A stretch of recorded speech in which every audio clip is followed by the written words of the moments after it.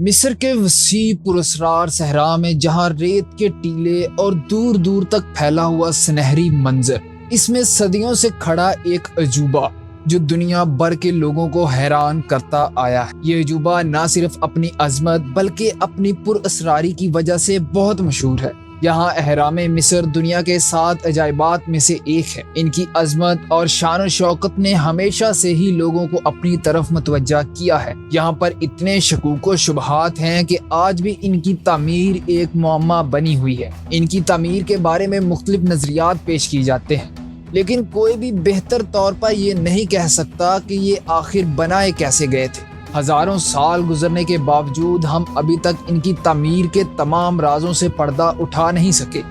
ان کی تعمیر کے دوران استعمال ہونے والی تکنیکیں اور اوزار آج بھی ماہرینوں کے لیے ایک معمہ بنا ہوا ہے۔ ان اہراموں میں سب سے بڑا خوفوں کا اہرام تقریباً 30 لاکھ پتھروں سے بنا ہے، جو کہ ایک حیرت انگیز کارنامے کے طور پر کھڑا ہے، اور ہر پتھر کا اوسطاً وزن 2.5 ٹن ہے۔ یہ پتھر اتنے وزنی ہے کہ ان کو کاٹنا، منتقل کرنا اور اتنی بلندی پر چڑھانا ایک بہت بڑا چیلنج رہا ہے۔ ذرا تصور کریں کہ اتنے وزنی پتھر کو اس زمانے میں کیسے کاٹے جاتے تھے، کیسے دریائے نیل سے اتنی دور یہاں تک لائے جاتے اور اتنی بلندی پر چڑھائے جاتے تھے۔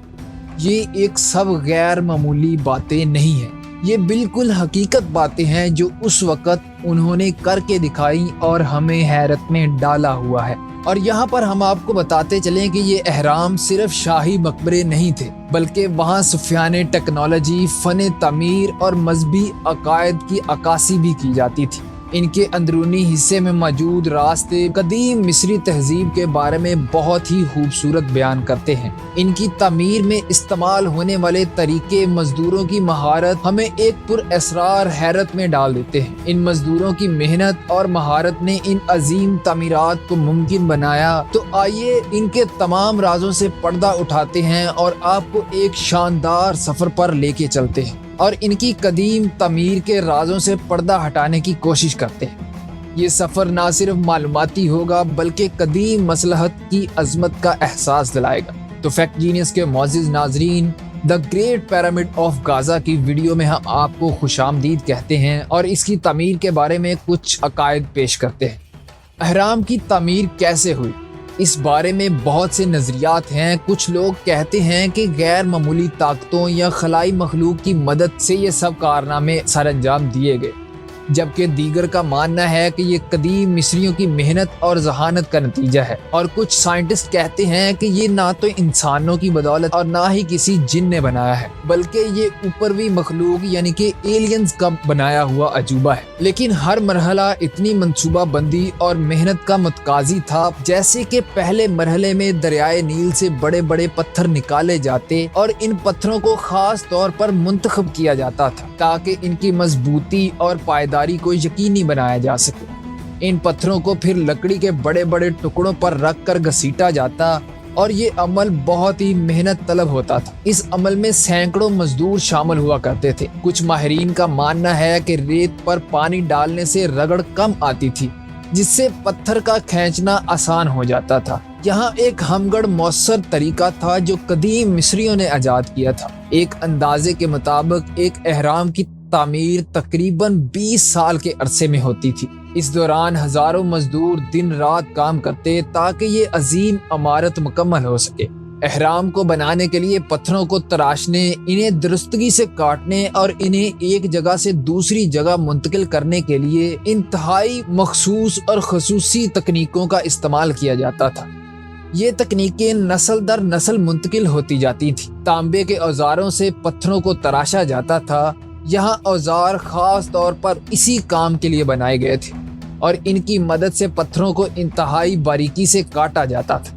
پھر ان پتھروں کو ریمپ کے ذریعے اوپر لے جا کر ایک کے اوپر ایک رکھ کر اہرام کی شکل دی جاتی تھی۔ یہ اہرام مختلف زاویوں پر بنائے جاتے تھے تاکہ پتھروں کو اوپر لے جانا آسان ہو جائے۔ یہاں پر حیرت انگیز بات یہ ہے کہ ان پتھروں کو اتنی باریکی سے تراشا کیسے جاتا تھا کہ ان کا درمیانی وزن بھی اوسطاً ایک جیسا ہی ہوا کرتا تھا۔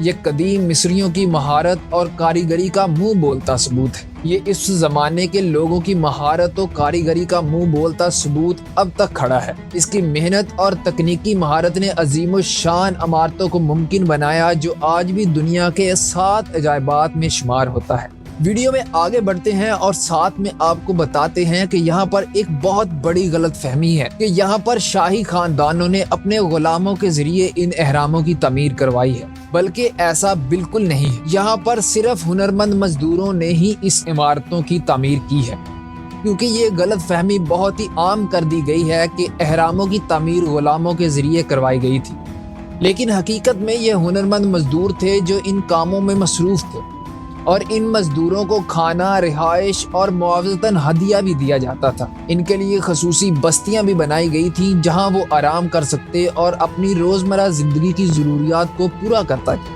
یہ مزدور مختلف علاقوں سے آتے اور ہر ایک اپنی مہارت الگ رکھتا تھا۔ ان میں کچھ پتھر تراشنے میں ماہر تھے، جبکہ دوسری طرف وہ پتھر اٹھانے اور گھسیٹنے کے ماہر ہوا کرتے تھے۔ ان کی مہارت اور محنت نے اہرام کی تعمیر کو ممکن بنایا۔ یہ مزدور لکڑی اور تانبے سے بنے ہوئے اوزاروں سے ان پتھروں کو بہت ہی باریکی سے تراشتے اور انہیں ایک جگہ سے دوسری جگہ منتقل کرتے تھے۔ مزدوروں کی زندگی اس وقت میں آسان بالکل نہیں تھی۔ انہیں روزانہ سخت سے سخت محنت کرنی پڑتی اور ان کے کام کے اوقات بھی بہت سخت ہوا کرتے تھے۔ انہیں بہت ساری محنت کرنا پڑتی اور پھر ماموس میں لمبے لمبے اوقات میں کام کرنا پڑتا تھا۔